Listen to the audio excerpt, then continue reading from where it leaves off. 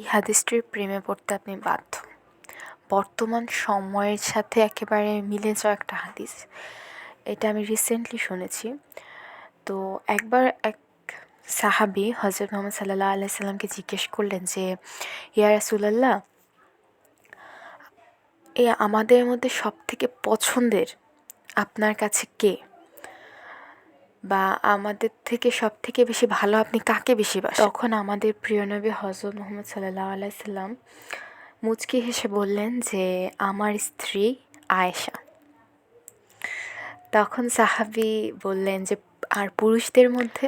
তখন বিশ্বনবী সাল্লাল্লাহু আলাইহি সাল্লাম উত্তর দিলেন যে, আয়েশার বাবা। সুবহানাল্লাহ!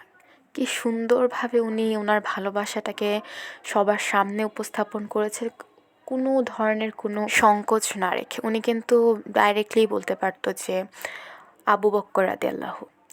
উনি ওটা না বলে বলেছেন যে আয়েশার বাবা।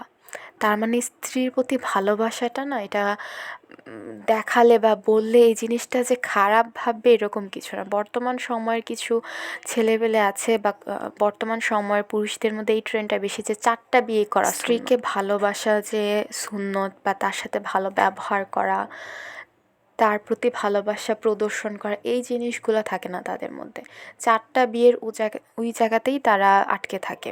প্লাস 4টা বিয়ের নাম করে তারা পরকীয়া থেকে শুরু করে বর্তমান সময়ে প্রচুর পরিমাণে এটা হচ্ছে যে পরকীয়ার এই জিনিসটা যে এত পরিমাণ বাড়তেছে, সমাজের মধ্যে একটা বিশৃঙ্খলা তৈরি হয়ে যাচ্ছে। তো আল্লাহ আমাদের সবাইকে হেফাজত রাখুক।